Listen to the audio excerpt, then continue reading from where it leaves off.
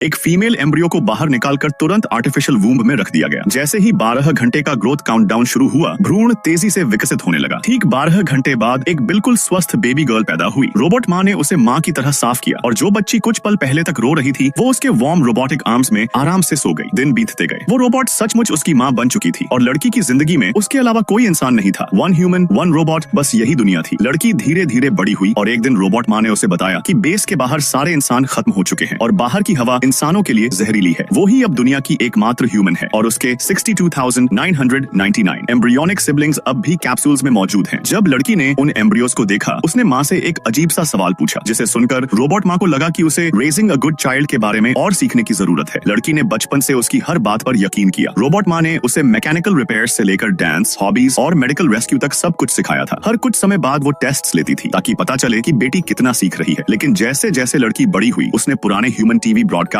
देखकर बेस के बाहर की दुनिया पर शक करना शुरू किया। फिर एक रात अचानक पावर कट हो गया। उसकी जिंदगी में पहली बार घबराकर वो माँ को ढूंढने भागी, पर बिना बिजली के माँ तो एकदम लाइफलेस स्क्रैप ढेर जैसी पड़ी थी। खुद को संभाल कर लड़की ने वायरिंग चेक की। पावर केबल किसी चीज ने काट दी थी। तभी एक हल्की सी आवाज आई। डरते हुए वो टेबल के नीचे झांकी और तुरंत एक बोतल, थोड़ा खाना लेकर एक छोटा सा ट्रैप बना डाला। वायर ठीक करने के बाद वो ट्रैप के पास बैठकर इंतजार करने लगी और थोड़ी देर में एक टाइनी माउस फंस गया। अपने अलावा किसी और जिंदा चीज को पहली बार देखकर लड़की खुशी से भर उठी। बिजली लौटते ही वो उसे माँ को दिखाने भागी, बट रोबोट माँ ने चूहे को बिना सोचे इंसिनरेशन शूट में फेंक दिया। लड़की की सोच हिल गई। अगर एक माउस जिंदा है तो बाहर की दुनिया वाकई पूरी तरह बर्बाद नहीं हो सकती। पर माँ बार बार कहती रही कि बाहर सब कुछ कंटेमिनेटेड है। लड़की ने चुप तो कर लिया, पर शक कम नहीं हुआ। एक दिन जब माँ रिचार्ज मोड में थी, लड़की खुद को रोक नहीं पाई और मेन गेट की तरफ चली गई। मोटे मोटे 2 दरवाजों के पार वो कुछ नहीं देख सकी, पर क्यूरियोसिटी बढ़ती गई। पहली बार उसने माँ की बात तोड़ी और प्रोटेक्टिव सूट पहनकर बाहर जाने का फैसला किया। लेकिन तभी बाहर से तेज घबराई हुई नॉकिंग सुनाई दी। उसने पहला दरवाजा खोला, दूसरा करीब से देखने लगी। कई बार पूछने पर एक इंजर्ड वुमन की आवाज आई। लड़की नहीं जानती थी कि क्या ये जाल है, पर उसने एक स्पेयर प्रोटेक्टिव सूट 2 दरवाजों के बीच रख दिया। अपना दरवाजा बंद किया और बाहरी दरवाजा खोल दिया। अलार्म बज उठा और माँ रिचार्ज से बाहर आकर तेजी से वहां पहुंचने लगी। दरवाजा पार करके एक ह्यूमन वुमन अंदर आई। दोनों ने पहली बार एक दूसरे जैसे इंसान रोबोट को देखा। दोनों ही हक्का बक्का थे। लड़की ने उससे सूट पहनने को कहा। उधर रोबोट माँ नजदीक आती जा रही थी। लड़की जानती थी कि माँ किसी भी अननोन ह्यूमन को खतरा मान लेगी, इसलिए उसने महिला को जल्दी से दरवाजे के पीछे छुपा दिया और खुद आगे बढ़कर बोली कि उसने बस दरवाजा चेक किया था, अंदर कोई नहीं आया। और यहीं से कहानी ने एक खौफनाक मोड़ लिया।